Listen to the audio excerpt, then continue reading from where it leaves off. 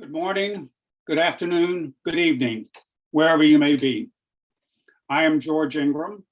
It is my honor to moderate this event, co-hosted by the Brookings Institution, a Washington-based policy institution where I am a senior fellow, Publish What You Fund, a London-based global campaign for aid and development transparency, and Friends of Publish What You Fund, the US sister counterpart to Publish What You Fund. This conversation could not be more timely.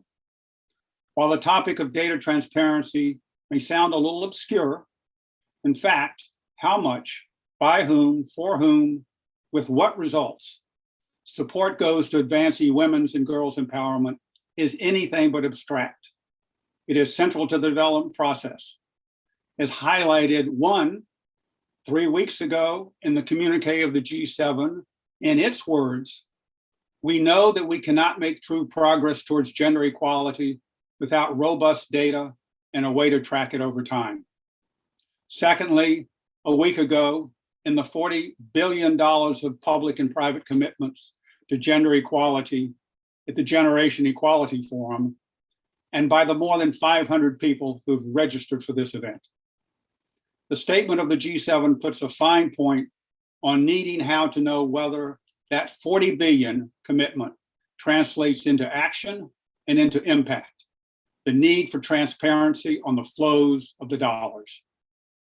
The event today involves first a presentation of the just published report, Making Gender Financing More Transparent, available on the Publish What You Fund website, followed by a panel of 6 experts from the public and private sectors to discuss the report.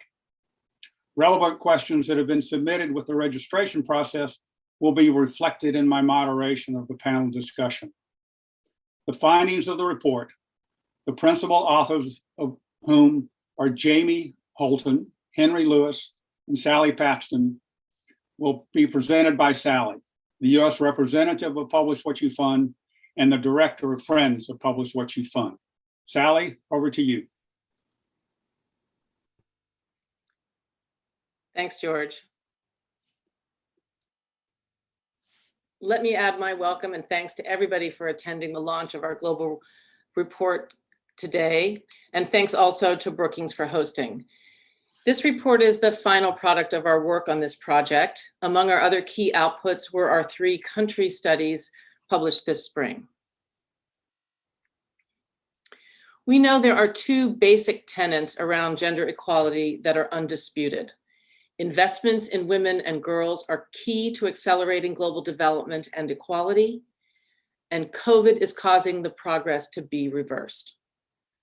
When we started our research into donor financing of gender projects, we quickly realized that it was difficult to get an accurate picture of who was funding what gender equality projects, where, and what their impacts were.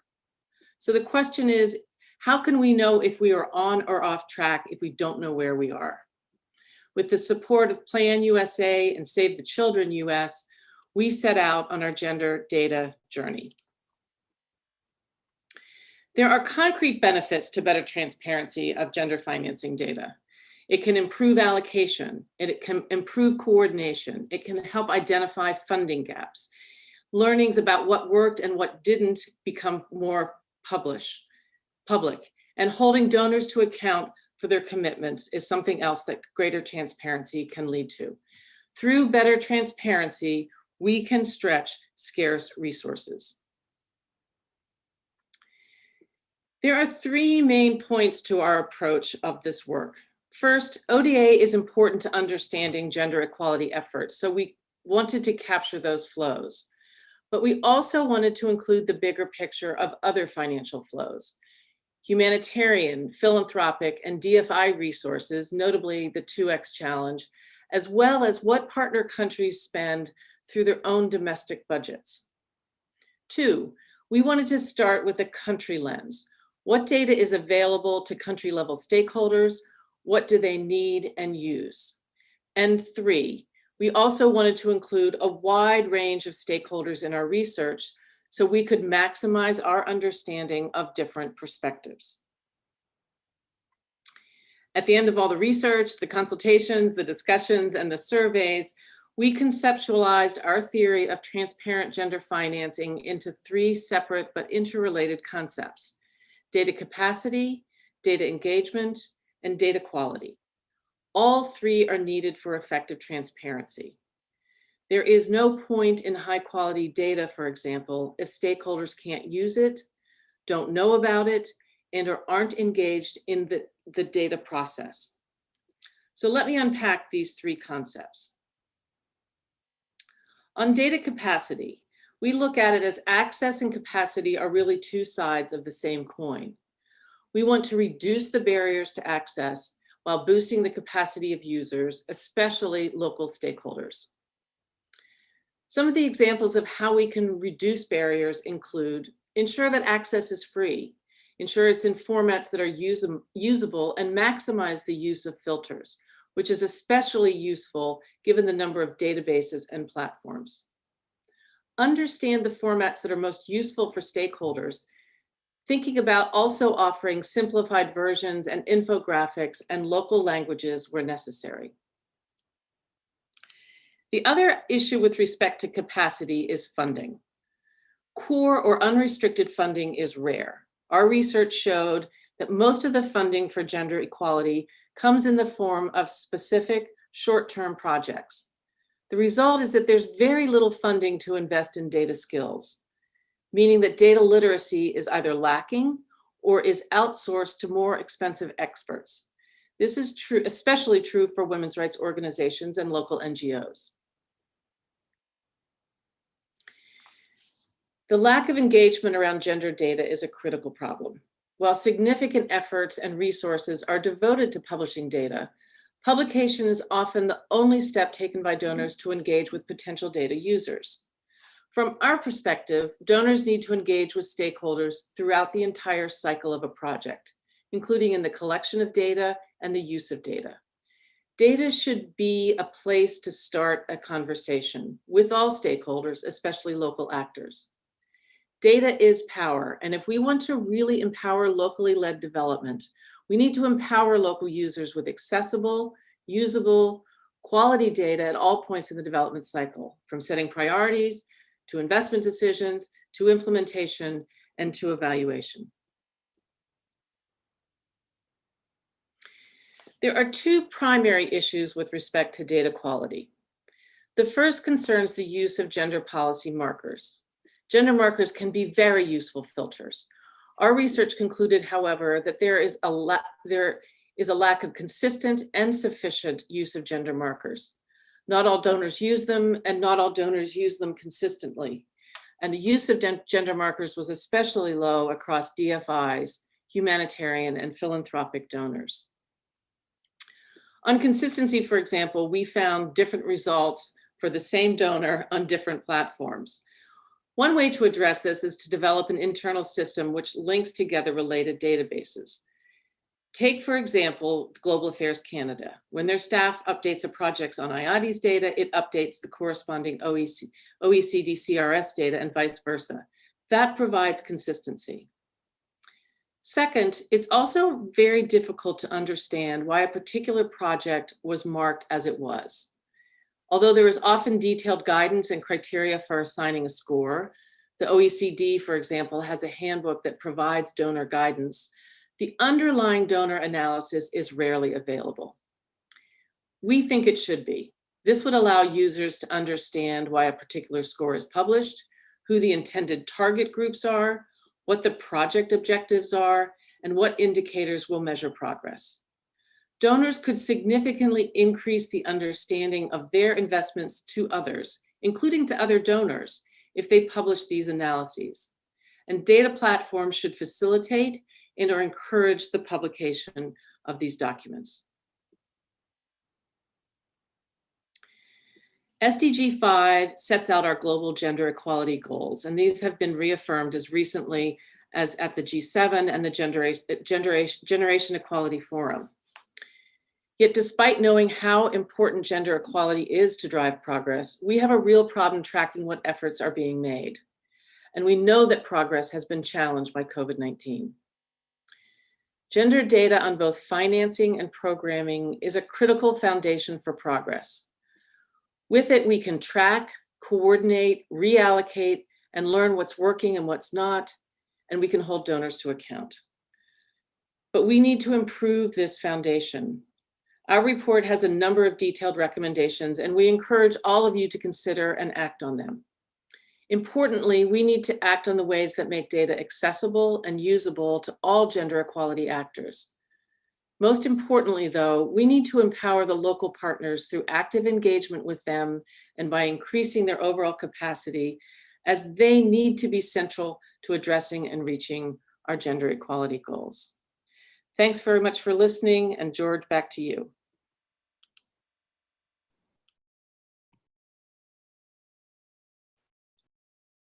Thank you, Sally.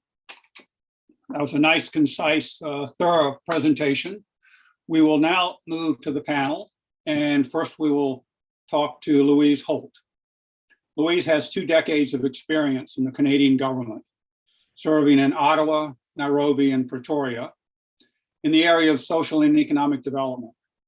She currently is Director General of Social Development for Global Affairs Canada.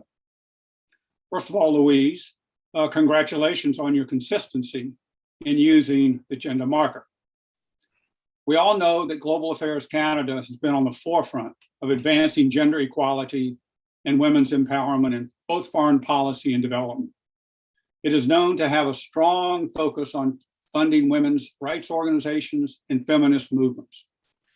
Please explain Global Canada's commitment to feminist foreign policy and gender equality and the role data plays in supporting those aims. Great. Well, thank you very much, George, and hello, everybody. Global Affairs Canada, first of all, let me just say we were really pleased to be engaged in the Gender Financing Project. And I'm really happy to be part of this event, as well, as we really are still quite early in our journey to improve gender equality data in our international assistance programming.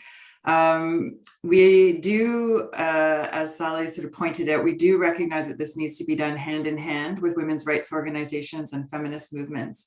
So we really appreciate the thoughtfulness with which Sally and team approach that need in their work and in the report, and how that's recognized in the report. So let me jump, as you said, George, to our feminist, well, we have a feminist foreign policy and we have a feminist international assistance policy as part of that broader foreign policy framework. And the, as we call it, the FIAP, it really sets out a clear commitment to building a strong evidence base to underpin gender equality actions and results. And I said we're quite early in some ways. We have been an advocate and probably I'd say even a leader in advancing gender equality and women's empowerment in all of our international assistance work since the late 1990s, I'd say, certainly well over 20 years. But it was interesting to see in 2017 when the FIAP was launched, there was less than 3% of our overall bilateral program that specifically targeted gender equality outcomes. And I think a lot of people were surprised by that. There was sort of an assumption without that evidence base of data that we were doing a lot more that was directly targeting gender equality results. And I think starting from that position, there was a lot of skepticism that the FIAP and a new policy framework would really bring about more change and real change. But the policy set out very ambitious targets. It challenged us to move from just 3% of targeted gender equality outcomes to no less than 15% of all of our ODA programming that would target specifically gender equality results, and an additional 80 that would integrate gender equality results as part of their programming. So fully 95% of our programming by 2022. Was the target. Lots of skepticism, but I'm actually really pleased to say that we're on track to deliver that commitment. So already in 2020, 14% of our bilateral assistance targeted gender equality outcomes specifically, and 83% integrated gender equality into the results and outcome as one of the results or several of the results. So more than 97% of all our programming targeting gender equality. And I say that certainly very proud of it, but it's also really interesting to see that you can do it if there's a will and if there's a framework to support that. So, I mean, I'm happy to say that the framework to support that really was a robust system for tracking progress, including GE markers and a GE coding system. And we ensured that we were collecting data about where and how we were funding our development assistance, and holding ourselves accountable. And we report against those targets quarterly. My team and myself sometimes kind of think like, oh my gosh, not again. Like we just reported and we have to report again, but we report quarterly against that, and update quarterly. So let me tell you a little bit about how we do that. So first of all, our coding system is very closely aligned with the OECD DAC's gender equality policy marker. So every single project or disbursement gets tracked, including those in humanitarian settings. The coding system is led by very dedicated and experienced gender equality specialists. And I can't underscore that enough, because none of this would have happened without the dedicated personnel to do that. And while we did in 2017 knew that we needed to kind of beef up and increase our capacity in that area, and we brought on some extra resources, we probably didn't do enough. So those folks have been working very, very hard over the last 4 years to get us to where we are today. And we require all of our external partners and our funding recipients to demonstrate from the outset how their project or program integrates gender equality. And then our gender equality specialists sort of assess the project proposals, the plans, the implementation plans, and they validate this and code each project or program based on how well gender equality is integrated throughout the project process. And through that, again, really happy to see that the DAC, the OECD DAC, has recognized us as a global leader in institutionalizing our gender equality coding approach, as well as our tracking of investments, and particularly around sexual and reproductive rights and health and gender-based violence. So we also, on top of that, do look at how we can invest and directly support data-centered projects. So for example, we're really proud to be working with one of my co-panelists here today with Equal Measures 2030 to support local women's rights organizations in Kenya and Burkina Faso, with just $1 million in funding. And I say that because I know that can be a lot of money for a small organization, but for donors, it's not really that challenging for us to do that. And we should be able to move more money into these type of initiatives. So it's a 2-year project to harness the power of women's rights organizations, particularly in crisis and conflict affected situations rather. And it focuses on building their capacity to both produce and use quality data and evidence to advocate for women and girls' education and to make their voices heard in decision-making processes. I think this is an area, again, we're listening to Sally's opening remarks and seeing the report. We're sort of happy to see that we're moving in the right direction, but recognize that still very few efforts in this area and lots to be done. Where we've been investing a little bit more is through our Women's Voice and Leadership program. It is now active in 32 countries. And it was one of our flagship initiatives under our Feminist International Assistance Policy. And through that, we're piloting a feminist monitoring, evaluation, and learning approach. It's been very much a learning effort for us. Key to that is, I think, consistent with what Sally was saying, is that we're really partnering with civil society, women's rights, LGBTQI organizations to develop the monitoring, evaluation, and learning framework, but also for each project, identifying what are the project results and what's the data that's relevant, important to those organizations for them to be able to understand where they're making progress and how they're making progress, and that it's aligned with the issues that they and their constituents face every day. And I mean, I could talk forever, and there's lots of lessons learned from that particular process, including around capacity and capacity building. I think a key one, though, for us has been the time, that you need to invest the time at this outset to make that work. And it will make the project process a little bit longer, but obviously results in much better quality. and quality data and hopefully results. We're still sort of in our first couple of years of operation of these projects, so we'll see as that moves forward. I'll just say as well, though, that we do already have a very robust program evaluation process, and we're looking at how we can increasingly integrate those feminist approaches and local approaches. So for example, we recently undertook an evaluation of gender equality and empowerment of women, girls in our Middle East and Maghreb region. And basically the findings highlighted certainly, again, the important role that gender equality specialists play in providing expert advice, but also, again, that we probably are not really fit for purpose to best work with local organizations, and particularly women's rights organizations. Our processes, the administrative sort of burden or requirements don't make it easy for them to access the tools, and the timelines and requirements before funding starts to flow make it very challenging to go through the longer iterative process to really develop quality approaches. So actually, let me jump here, Louise, and I will note that you've got a clear system of reporting and accountability, but I note a degree of humility that there's more to be done. And in that regard, it's difficult to find detailed information about your work, such as gender analysis or project evaluations, either on IATI or on your own portal. I'll ask for a quick response. Are there plans for the Global Affairs Canada to add a gender equality marker filter to its dashboard and to start publishing project documents? Mm-hmm. Yeah, thanks, George. I mean, just quickly to say, I can say yes. We are looking at that. We recognize the importance of publishing, of having a marker as part of the search function. I mean, I'm pleased to say, you know, and as Sally alluded to, that we do publish our gender equality public policy markers, or in open data. Sally mentioned IATI and the OECD DAC. And we do, using our gender equality markers, have that in published information about the projects. We have a fairly robust project browser that's open to the public and people can look at it.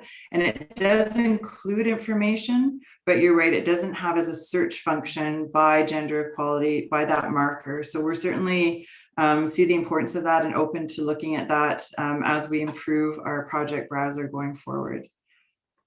Great. Thanks very much, Louise. If all of the panelists would turn their video on now, please. And next we will talk with Lisa Williams, who has a background championing policy research on gender equality, democratic governance, and conflict prevention. With 2 decades of experience at the OECD, Lisa now leads its Development Cooperation Director's General Equality and Women's Empowerment team. Lisa, the OECD DAC Gender Equality Policy Marker is one of the most widely adopted markers that allows tracking and understanding international funding for gender equality. While the marker was originally designed to be used by a small set of government donors to report on a limited amount of flows, it's now used by a range of donors.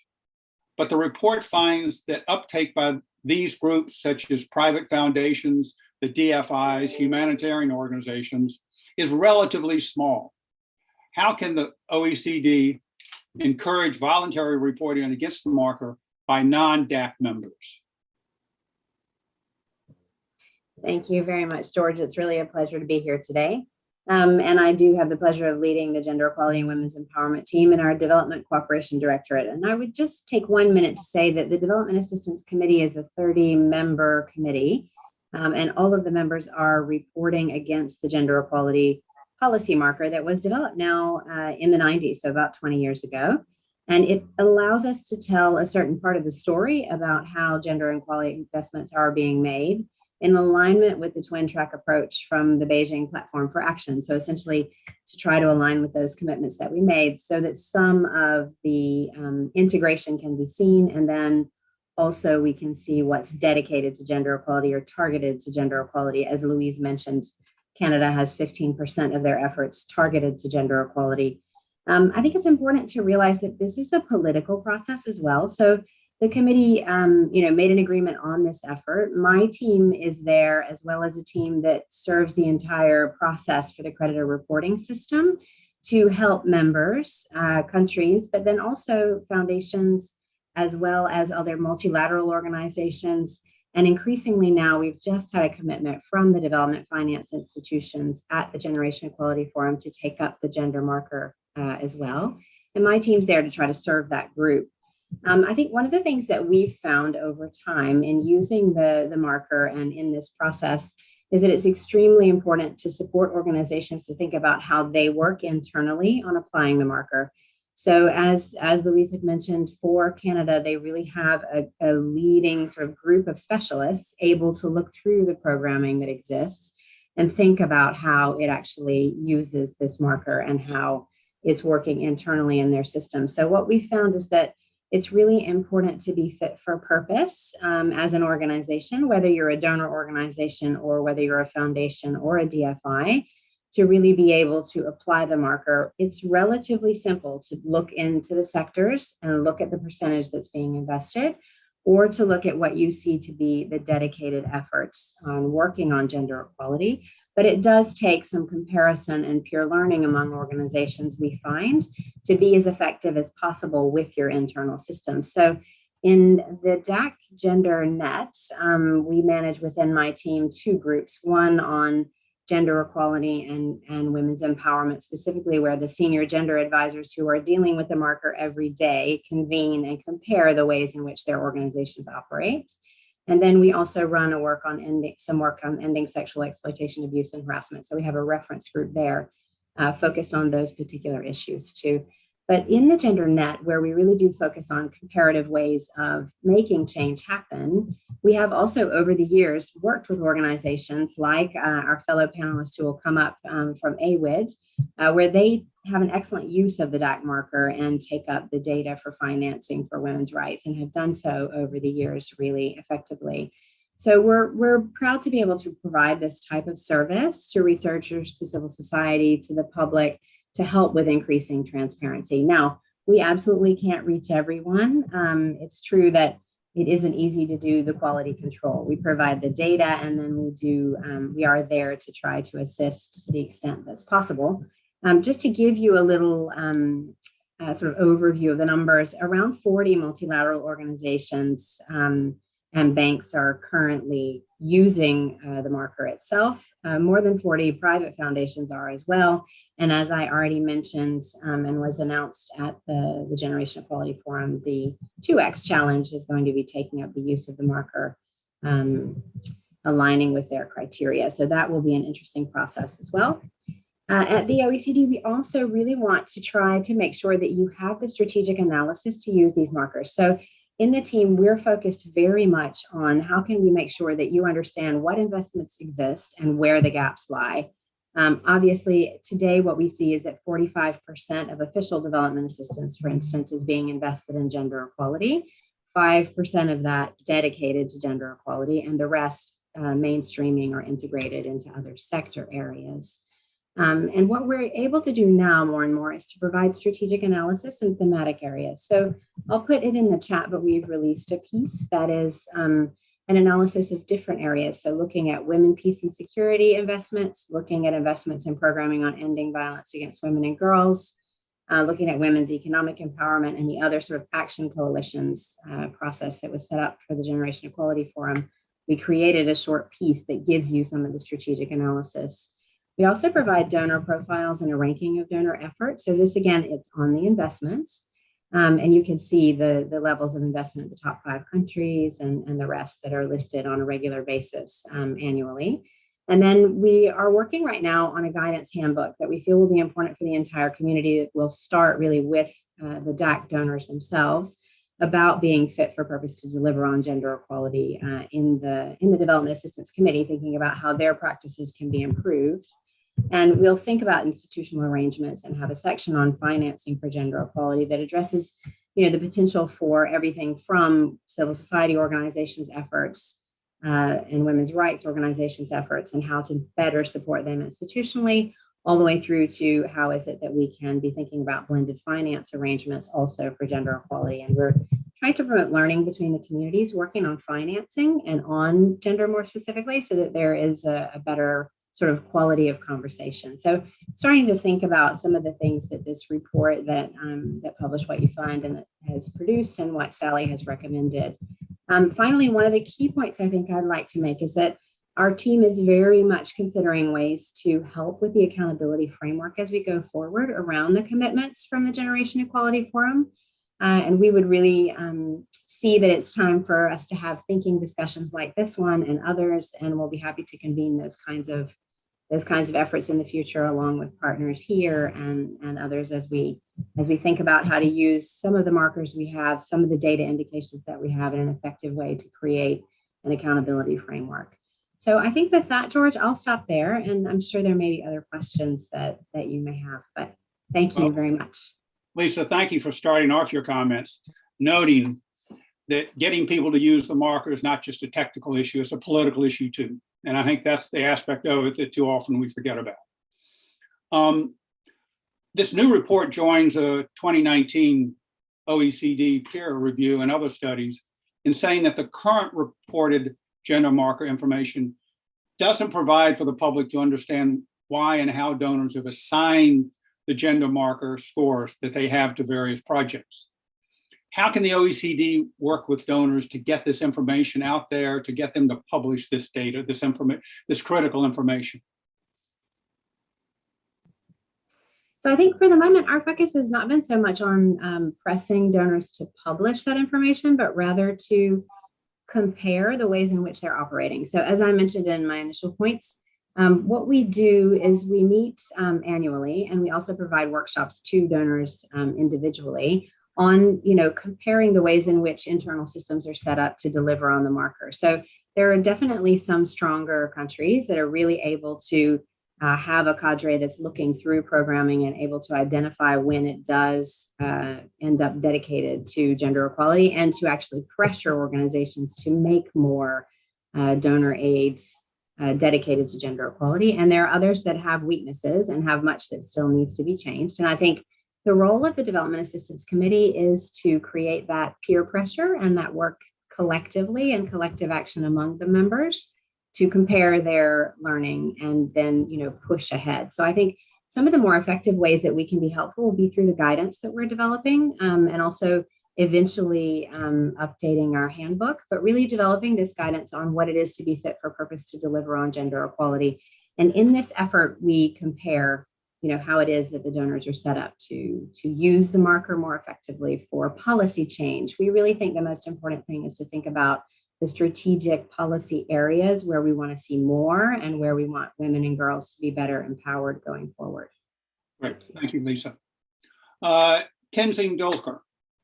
Tenzing began her career working on girls' education, community-based development, and local governments in rural and nomadic areas of Tibet.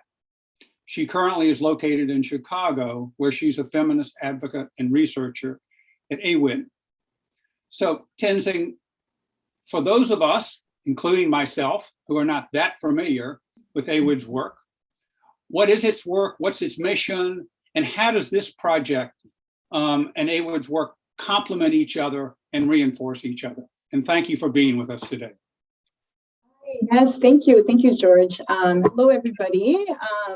Thank you for inviting me to join this timely conversation on data transparency and advancing gender equality. I work at AWID, which is a global feminist membership movement support organization working to achieve gender justice and women's human rights worldwide.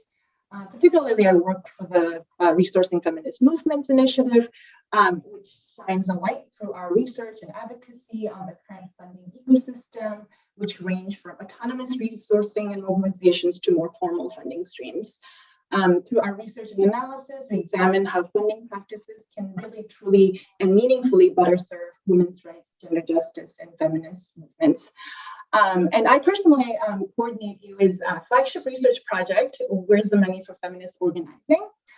Since its founding, AWID has been a leading source of analysis on the state of funding for women's rights and feminist movements globally from the early 2000s and since its inception in 1984, I believe. Key findings on the stark lack of funding for women's rights have been cited many times in advocacy spaces to expand and deepen resources for feminist activism around the world. And the research has also been a model for other regional women's rights groups and networks to track funding trends in their local context as well. So for me, the Global Gender Financing Report really truly explains, I think, what feminist groups and activists have long known and have been saying, and that is that development assistance and the broader funding ecosystem for gender equality is not reaching grassroots women's rights organizations and feminist organizing, particularly in the global South. For instance, in the report, you highlight exactly that in all three of the country case studies, that less than 1% of gender financing is reaching women's rights groups in Guatemala and Kenya, and less than 2% in Nepal. And the fact that almost 90% of the funding is short-term in Guatemala and Kenya are truly shocking, but for most of us who are in this field, it's not surprising. So these empirical findings, I think, are really truly reinforcing much of what feminist groups have been saying for a very long time, but it is incredibly useful to have groups and allies, also finding these analysis, and it is useful for us in terms of it being relevant, timely, and localized analysis. And we will be using some of these findings in our advocacy work for sure. So the report is really, I think, a call to action for donors to really double down on providing that core support, long-term and flexible funding, which Sally, mentioned, particularly the recommendation number 1 in the report, so that groups can fully have that autonomy to set their own agendas, whether it's political agendas or, and of course, very much intertwined with research agendas. So to repeat a recent funding campaign, a feminist funding campaign, Stop Talking, Start Funding. I think that was something that was loudly cheered and heard, I think, in the last weeks following Generation Equality Forum. But I do want to add one point that I think the report doesn't touch, which is really within our feminist ecosystems framework that we offer as a conceptual framework or a research framework for tracking these funding flows, which I've worked with, Jamie and others in thinking through that methodology and that conceptual framework, which I've also shared earlier as well as an advisory committee member about the funding against. And I think it is a really critical piece that we should be mindful of, that gender equality is part of our ecosystem framework, to acknowledge that a significant portion of funding, whether it's anti-rights funding or even development finance, end up financing the kind of quote unquote development that entails extractive industries like mining, that involves displacement of communities and the kinds of human rights abuses that we see that exacerbate the impacts on women and girls and non-binary communities. So we cannot speak of transparency for gender financing without also speaking about these transparency of human rights abuses carried out with some of these development funds. So I'll stop there because I know you have a few other questions, but I think those are some of my thoughts to that question. Yeah. Let me ask you another quick question, and that the report suggests that many women's organizations and feminist movements lack both the capital and skills to interact with existing finance data, gender finance data. And we've got a question from the audience that the situation of women has become even more precarious with the effects of COVID-19 pandemic. And how can women have the opportunity to access sufficient resources? And why is it so important to include grassroots feminist actors in the production, analysis, and discussion around gender financing? Why is it so important that they be involved?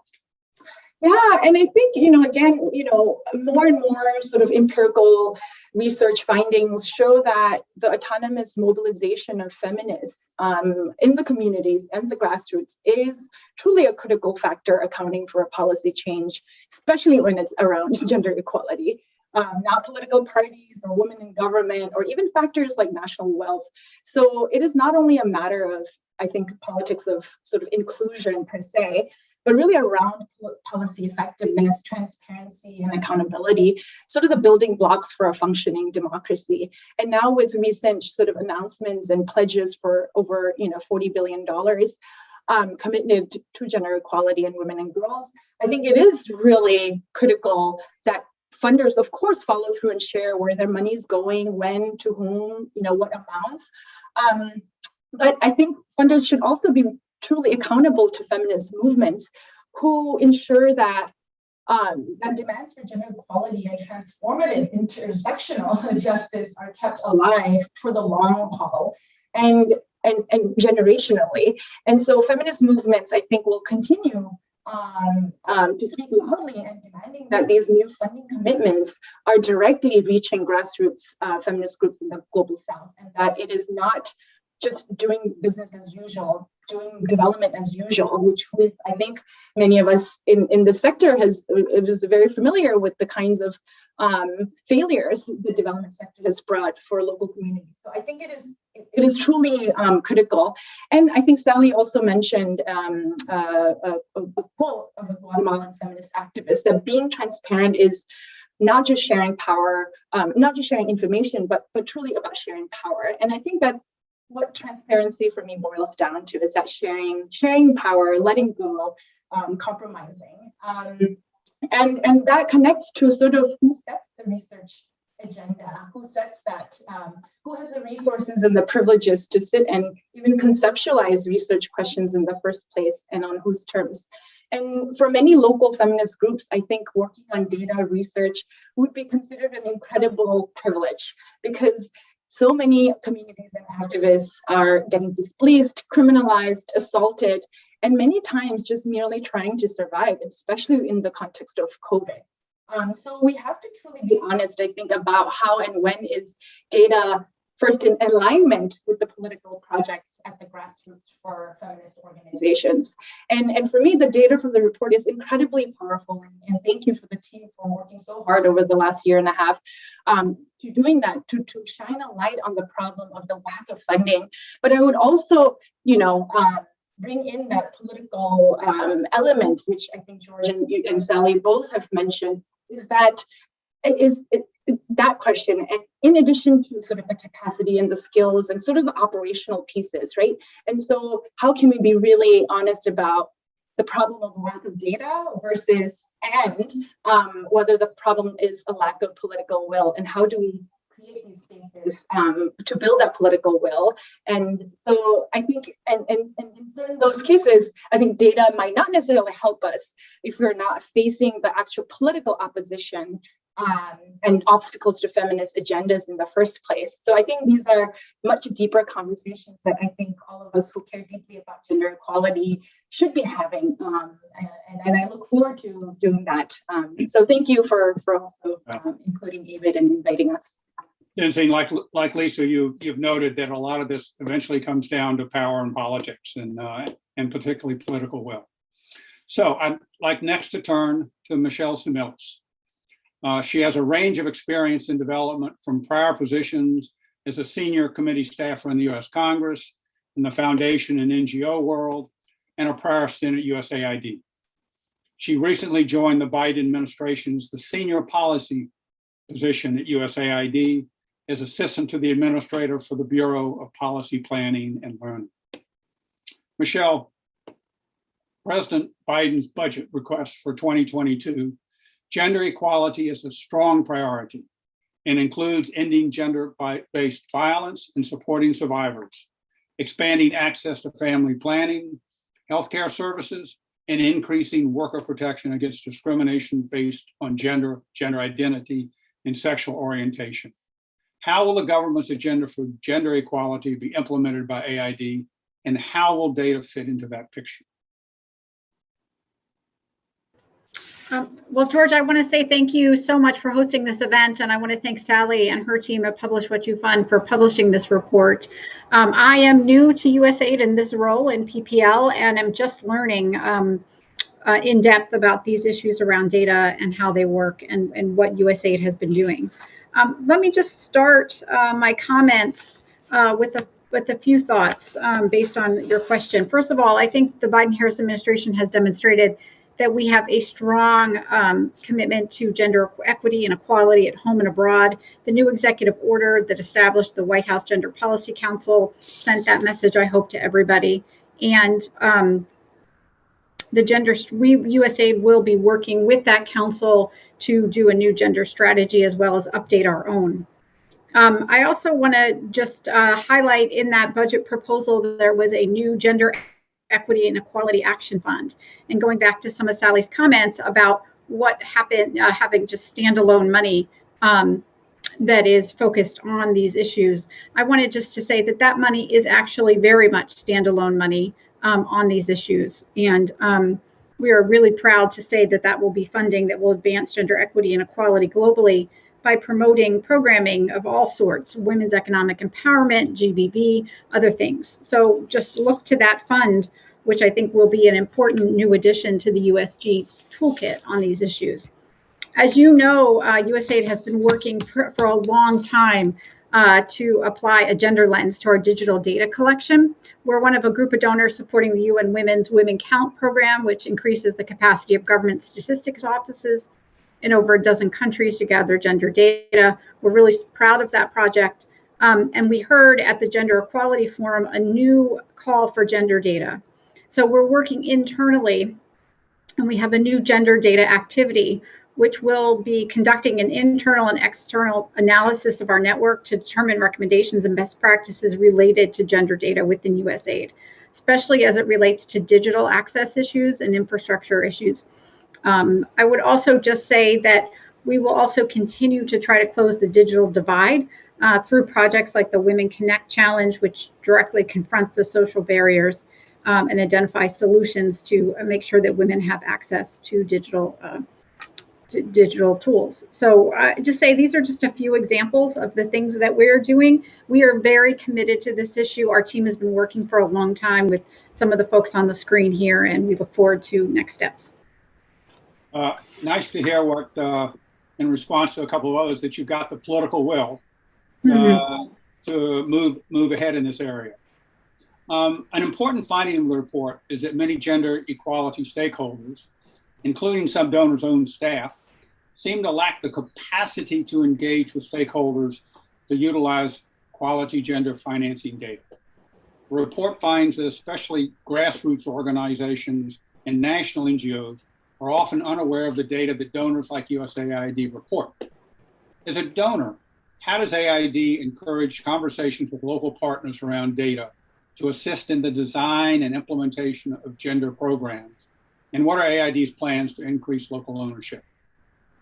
So thank you very much for the question. Again, you're hitting on the key issues. I think USAID is very committed to sustainable development, and we know that sustainable development means that women and girls and others need to be included, but women and girls particularly in that development work to make sure that it sticks, that it stays, and that it becomes part of the DNA of the communities in which we're working and their systemic change.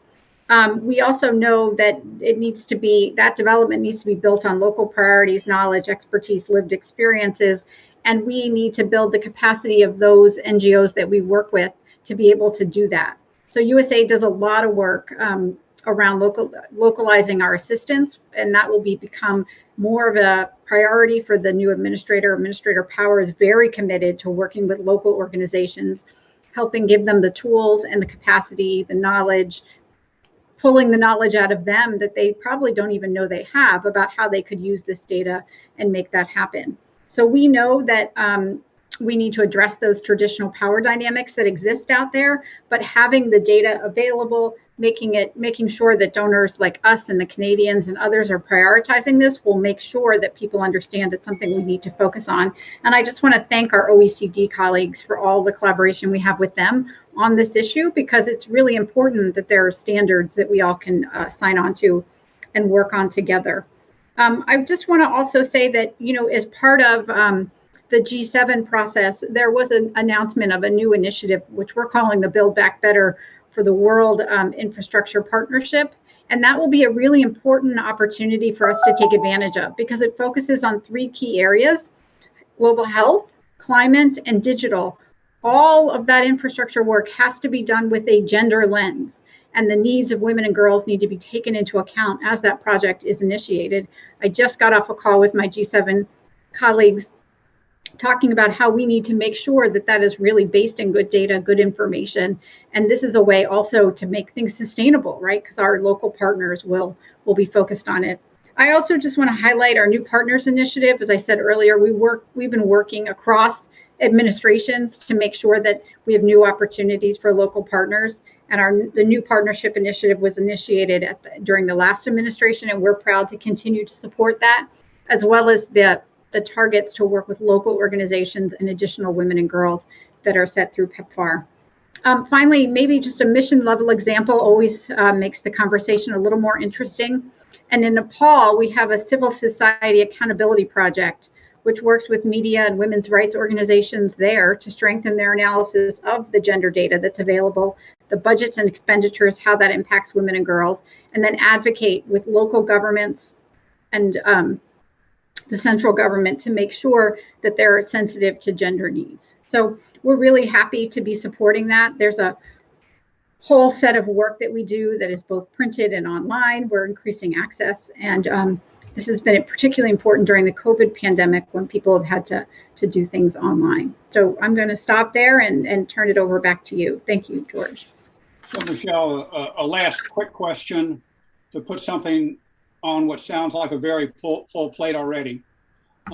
Any plans for AID to start including the OECD gender marker scores in its IATI in its own portal data? I am very pleased to be able to say yes, that we are excited to announce that we do have plans to publish the gender marker more consistently across our platforms in the very near future. I asked for some definition on what near future means, and we don't quite have a date or a time, but we are working very hard to make sure that happens, including in our IATI data. So we, when we launched USAID's new portfolio management system, which has been in procurement and in development for a long time, but we're nearly finished, which is the development information systems, we will be streamlining the process of assigning the gender markers, and we'll be able to more precisely and consistently assign them. I also just want to say that I think someone raised earlier the need for consistency across donors, and we're really excited and pleased to have worked with OECD, as I mentioned, on the development of those that consistent guidance that was a recommendation of this report. And so I think that's a good example of how we're working together across this work. So I want to thank, I don't think people do this often, but also thank the advocacy community for their active work to really push us to do that work together. Over. Well, I know you've always been supportive of keeping public accountability on what USAID and public entities do. So we appreciate what you've laid down here, and we'll be following. So thank you, Michelle. Excellent. Thank you, George. I do need to jump off in just a few minutes. So I don't know if there are any last comments you need from USAID. I appreciate being included. We all appreciate being included in this important effort. It's so consistent with this administration's priorities. So thanks to everyone. You've covered my what's going to be my last question, and that is what's the one thing you can do? And I think you've put more than one on the table. So I think you've covered that question. Thanks, Michelle. Thank you so much. Our team's been very busy. I want to thank Andy and others who are working this hard every day with all of you to make it possible. Thanks. Bye-bye. Bye-bye. Now, I'm going to turn to Marwan Wiersma. She has a background in sustainable and inclusive finance in Africa and with the FMO, with a particular focus on what drives people and on unlocking the potential of women and girls. She currently serves as interim gender lead at CDC. Marwan, could you please briefly introduce the 2X Challenge and what it means to have a 2X project? And as you start, please correct my pronunciation of your first name, which I've been working on, but I still don't have it down right. You are forgiven, George. It's a difficult Dutch name. Marijn, remember? Okay, thank you for giving me the floor. Thanks for the important work done on the report. And let me talk to you a bit about 2X and the 2X challenge. that story started in 2018 at the G7, when the G7 countries decided to have their development finance institutions rally around a common goal. And at the G7 in 2018 in Canada, a target of $3 billion US dollars was set to go towards gender finance. Fast forward to a few early this year, we got the numbers back, and instead of 3 billion, which seemed outrageous at the time, 7 billion has been generated, and then has been channeled through the portfolios of the DFIs to gender finance, and a new commitment of $15 billion has been announced at the recent G7 for the next 2 years. So what does that mean, to your question, George, to have a 2X project? So 2X came up, and we're talking data today. I think 2X came up with 4 very simple to follow criteria, metrics, around leadership, employment, women as entrepreneurs, and women as consumers.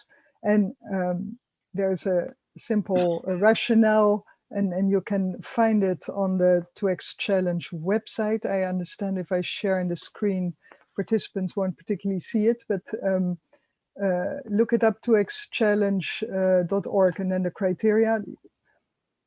If a project that a development bank finances adheres to 2 of those criteria, it qualifies for 2X and goes towards that target that we just mentioned. So I think this talks to what, Sally, what you were saying in the beginning, that it is all about sharing data in order to align and to stretch scarce resources. Also, I would like to say that these criteria have been are aligned with both IRIS Plus GIN, and Lisa, as you already mentioned, will be aligned with the OECD DAC gender marker, as well as the UN Women Economic Empowerment Principle. So we're trying to really collaborate, to work together. The topic of today's conversation, I think, is transparency. What we're doing is sharing a lot within the DFIs. What this conversation and this report makes us realize that there's more we can do to share externally. Back to you, George. Thank you. Well, we seem to be getting some very positive news out of this event. AID is going to start using the marker and reporting on it. The 2X is going to start aligning with it. That's really good. But further on, the report finds that it remains especially difficult to find reliable and detailed information about DFI's 2X funding, because the 2X Secretariat does not disclose information about 2X commitments publicly, nor do many DFIs clearly and consistently publish information about their projects to their own platforms, such as project results. How can the 2X Challenge and its members encourage greater transparency and detailed information about the specifics about how 2X has mobilized funding and the impact of these investments? Good, that's a nice challenging question. As I said, I think we are doing a fairly good job of sharing internally amongst DFIs, which in and of itself is news. Let me put it that way. What we are now acutely aware of is that we can do more externally. So I think this is a learning journey that we're collectively on. Donors, but also Tenzin, you from more of an activist background, it's very good to hear your story. I think there are different worlds we're trying to connect here, because we, in the end, all want to work towards the same thing. But so what can we do? Well, we can engage in this conversation within the 2X community. Maybe I can also speak on behalf of CDC, which is where I work. the UK Development Bank. So we are looking at, beginning this year, we set 2x as a screening tool on all our transactions.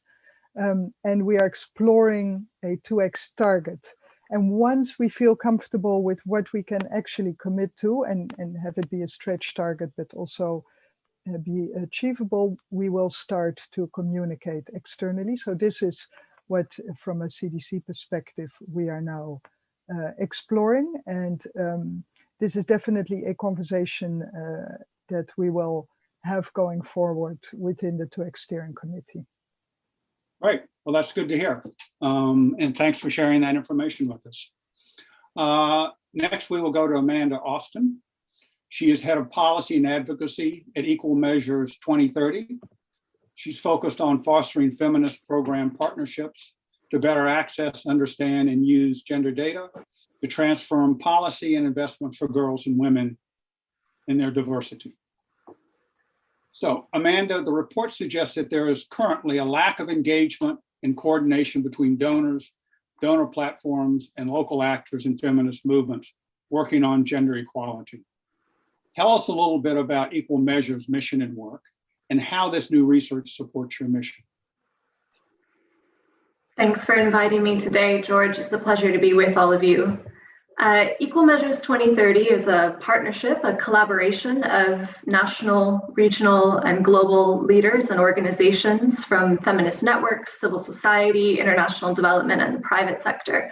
And we came together around a belief that data can expose inequality and injustice, can motivate change and drive accountability. I think that's shared really by everyone who's spoken so far. Our work is divided into 3 key strands, and they each touch on important areas in this report and in the work of my fellow panelists. And that includes developing and disseminating demand-driven data to support gender advocates, strengthening the capacity of those advocates to use gender data, and working as a collective, as a partnership to advocate for greater political commitments and funding on gender equality. So really it chimes with this research and in so many different ways, but what jumps out to me is unsurprisingly this emphasis on data engagement. And I think it's always important to come back to why are we all gathering this data in the first place? Louise mentioned, every quarter having to come back and do that.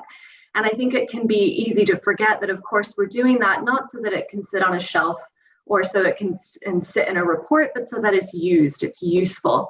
And so there are so many angles to that, so I'll just pick a couple.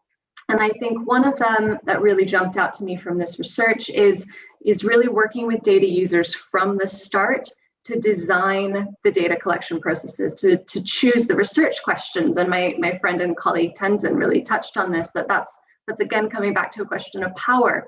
If data users and data producers are right from the start working together to define what's needed in order to do their advocacy, what's needed to know what change is going to be most useful and most effective, then that's going to be more useful, more usable data from the start. And we see that being piloted really brilliantly, for example, in Kenya, between the Ministry of Women, Kenya National Bureau of Statistics, and civil society actors like our partner, Roots Kenya, that are designing the new time use surveys. And that can draw on great expertise, of course, from statisticians in KNBS, but also from these civil society actors who've been gathering this kind of information from grassroots women who have this deep knowledge about the way in which they are using their time and the way that that is impacting their rights and well-being. And then really the other one to just jump out at me, and it's kind of jumping all the way to the end of a sort of data value chain, and that's really what I would like to call a kind of data translator role. So it's thinking about the particular staff in working with donors in communications agencies, data journalists, universities, and advocates themselves who can help demystify data. And that's a journey that a lot of advocates are on.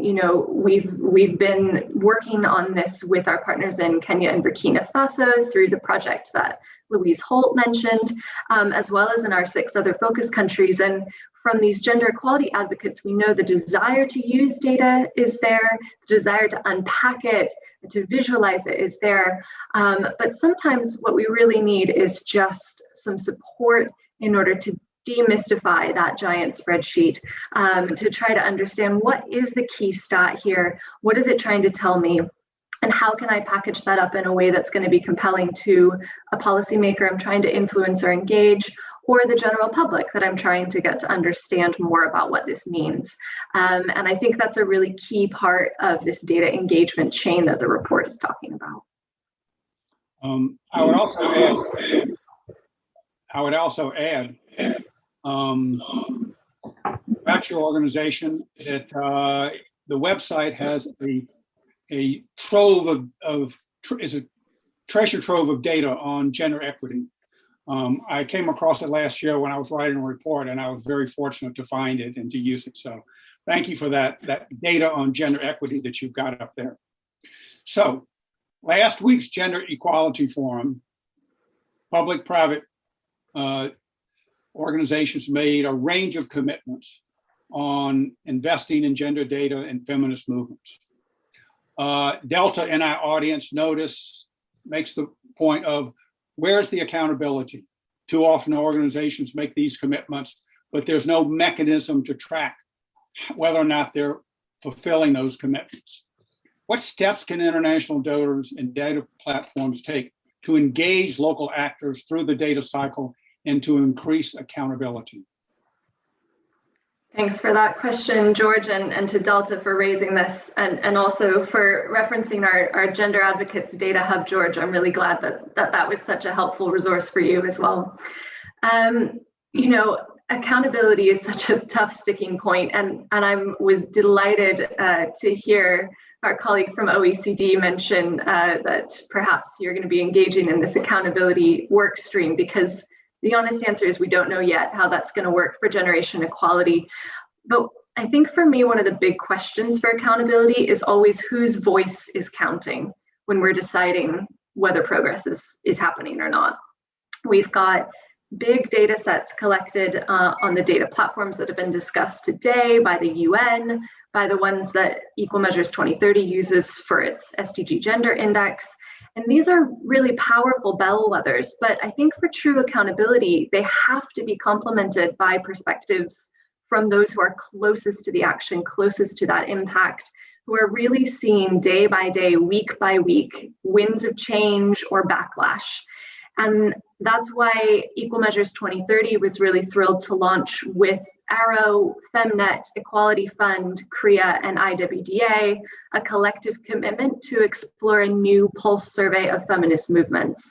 This is meant to be a contribution to this accountability ecosystem around generation equality, and work with feminist movements from the start to design a regular survey that captures their expert insights, their finger on the pulse information that can really tell us how and whether change is happening in a way that can be much more timely and much more insightful and much more in-depth than if we wait only to look at big outcome indicators or the change that might only be seen only every 2 to 3 to 4 years when those big data sets are being refreshed and collected.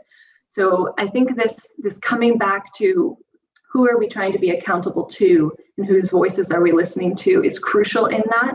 And that's why we're so excited to be part of this collective commitment. Great. Thank you, Amanda. We have 5 or 6 minutes left. I have a final question to each of you. And don't be afraid of repeating what you said before. Just make it very quick. What's the one, you all are committed to this topic. What's the one thing that your organization or we collectively can do to move the needle in this arena? I'm going to start with Amanda and go in reverse order. So very quickly, please support and fund gender equality advocates. And by those, I mean the ones in government, the ones on this panel, working in the private sector, in the development sector, in civil society, to know what gender data are out there, how best to use them, and how to add their own data and evidence to show a more complete picture of where progress is and isn't happening for girls and women in all their diversity. Over. Thank you. Marang. Thank you. Thank you, Amanda. Mine is very brief to encourage and have the conversation within 2X about sharing our data publicly. Great. Tenzing.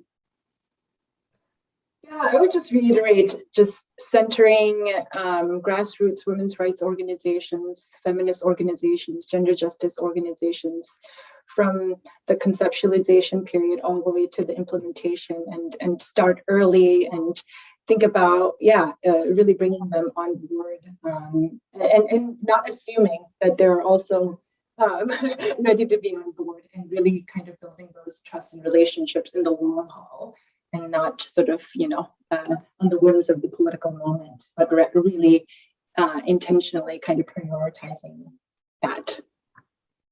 Lisa? Yeah, I couldn't agree more with Tenzin that transparency is power sharing, right? I thought that was an excellent point. And I think that in that vein, it would be really great for us to work together with different types of actors in this community to think about the ways forward on accountability from the Generation Equality Forum and then just in our work more broadly. And then to say that we're obviously here at the OECD with the Development Assistance Committee and my team ready to support organizations to perform as effectively as possible with the simple system to try and provide coherence around learning and progress. Thank you. And Louise. Thank you. Fully support everything that others here have said. And I think just circling back to the Generation Equality Forum and Amanda, your points and George, yours. I mean, I think that we really don't want to miss this moment and the opportunity of Generation Equality Forum and that $40 billion to really think about what we're doing. I know for us, one of the things that we want to move forward on for Canada is the collective commitment from AC6 to put in place a global alliance for feminist movements and organizations. AWID is a key partner in setting that up with Ford Foundation and the Equality Fund. And the intent of that, it's not a funding alliance, but it's really a learning alliance to help ensure that more and better funding moves to women's rights organizations, feminist organizations, those organizations at the front line of advancing gender equality, but also to make sure that they lead on the local gender data collection efforts. So I'll make a shameless plug to say that all of you are welcome to join in the alliance, and we look forward to working with you in that capacity. We accept shameless plugs here. And let me just add to what you said, and that is, in a prior incarnation when I was working on education policy and data, what I learned is that quality data presented in the right form so that policymakers can understand it can be powerful and can help create that political will that is so important to this. Let me just wrap up by highlighting the principal findings of the report and this discussion. And that is how critical it is for delivering on commitments, on holding governments and donors accountable, on creating real movement toward global gender equality and tracking impact. And quality data is fundamental, but it will only be useful through engagement with a broad range of stakeholders, ensuring that they have sufficient capacity to use and contribute to this information. My thanks to Publish What You Fund for the report and for these panelists for a robust discussion. I'm sure there's going to be a lot of follow-up among you and with you from this. And my best wishes for everybody to have a good day and a good evening. Good night. Thanks for watching. Be sure to like and subscribe for more videos from Brookings.